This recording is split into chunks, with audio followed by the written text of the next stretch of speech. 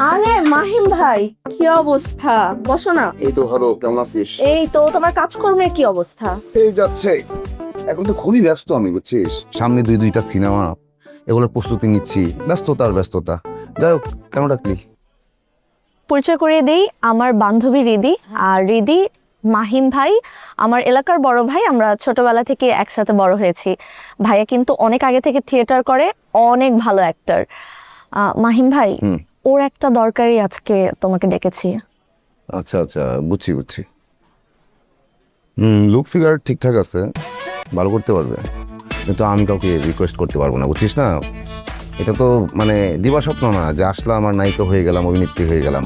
হ্যাঁ, অভিনেতা হতে তো আসলে স্ট্রাগল করতে হয়, বুঝছেন। চেষ্টা করে যান, হবে। না ভাই, আপনি আসলে ভুল বুঝছেন। আমি আপনার সাথে অভিনয় করতে চাই না। তাহলে আমাকে কি দরকার? ও একজন অ্যাক্টরকে হায়ার করতে চায়। আরে তাই নাকি? হ্যাঁ, এটা তুই আগে বলবি না। আর এসব কথা কি খালি পেটে জমে নাকি? কি খাবি বল, কি খাবেন বলেন না। এই ওয়েটার, আসুন তো, আসুন। কি আছে বলতো? বার্গার, একটা বার্গার দাও। আর তুমি একটা ইয়ে করো, ফ্রেশ জুস দিবা আমাকে। হ্যাঁ ঠিক আছে, না নিয়ে আসি। খাবারটা আসুক, তারপর কথা বলি নাকি?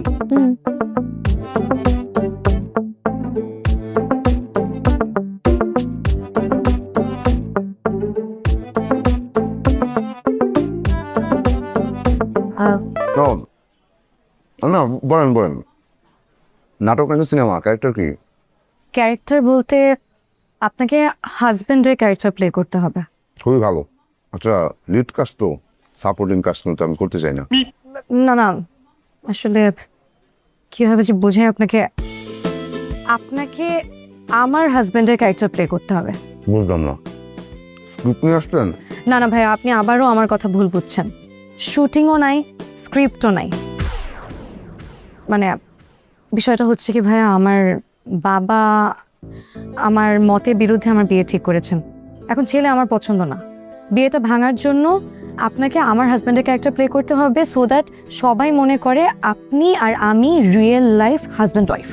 আরে কি মুশকিল! হ্যাঁ, আপনাকে একটা কথা বলি শুনেন। আমি অনার্স মাস্টার্স পাশ করা একটা ছেলে। কোনো চাকরি বাকরি করি নাই যে একজন অভিনেতা হবো, স্টার হবো। কিন্তু এই 2 নম্বরে আমি করতে পারবো না। অনেক স্ট্রাগল করতেছি, সেটা ঠিক আছে, কিন্তু এই 2 নম্বরে আমার তো আর করা সম্ভব না। এটা তো চিটিংবাজি। আর আপনি কি করতেছেন এটা? হ্যাঁ, বাবা মায়ের সাথে প্রতারণা, এইসব আমি করতে পারবো না। আচ্ছা ভাইয়া, যত টাকা লাগে আমি দিব, কিন্তু প্লিজ আমাদেরকে ফিরাই দিয়েন না। আমি অনেক বড় বিপদে আছি ভাইয়া, প্লিজ। না, এই যে আবার একটা আপনি ভুল কথা বললেন, বুঝছেন না।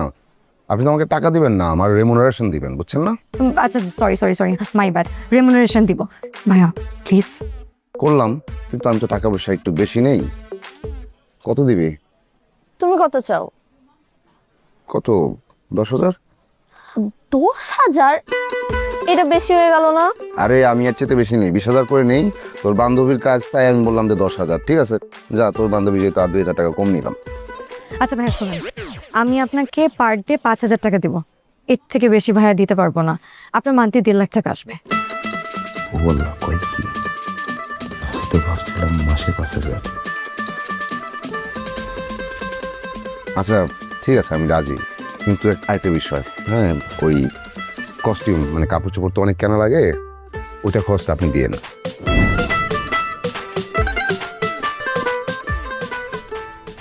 এটা আপনাদের বাসা? হ্যাঁ। তাহলে তো বাসায় চলেই আসছি। ভিতরে গেলেই তো অভিনয় শুরু করে দিতে হবে। আরে ব্রিফ করেন। ভিতরে গিয়ে কি অভিনয় করবো, ব্রিফ করবেন না? কি অভিনয় করেন আপনি যে আপনাকে ব্রিফ করতে হবে? দেখেন, আমি আপনাকে আগেও বলেছি, আপনি আমার হাজবেন্ড, আমি আপনার ওয়াইফ, আমাদের অনেক বছর ধরে সম্পর্ক। এই বিষয়গুলো মাথায় রেখে তারপর আপনি অভিনয় করবেন। আর ভেতরে গেলে বাবা আপনাকে দেখলে একটু রাগ করতে পারে, খুবই স্বাভাবিক, আর বকাঝকা করতে পারে, কিন্তু আপনি ভয় পাবেন না। আর প্লিজ কোনো রিয়্যাক্ট করবেন না। যতটুকু শিখিয়ে দিয়েছি অতটুকুই অভিনয় করবেন, কোনো ওভার অ্যাক্টিং করবেন না। আর যদি কোনো অসুবিধা হয় তাহলে আমি তো আছি, বাস আমি দেখে নিব। আরে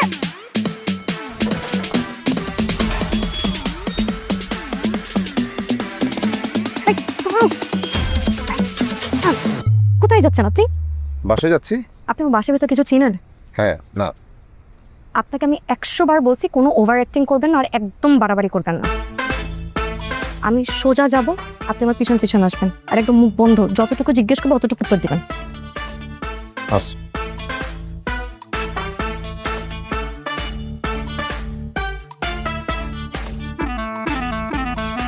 এই কোনো কিছু ওভার করবেন না, জানেন শেখাচ্ছিলাম।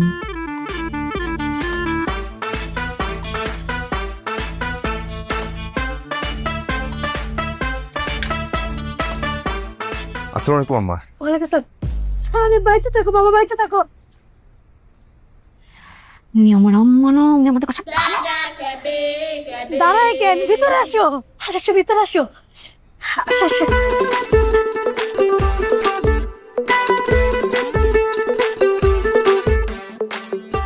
একদম ওভার অ্যাক্টিং করবেন না, সিরিয়াস এমনভাবে অ্যাক্টিং করবেন যাতে মানুষের বিশ্বাস হয়। এমনিতেই তো আপনি বেশি কথা বলেন, কাউকে কোনো কথা বলতে দেন না। সিরিয়াস। সিরিয়াস। খালাম না, এটা দেখেন আপা কারে রয়েছে।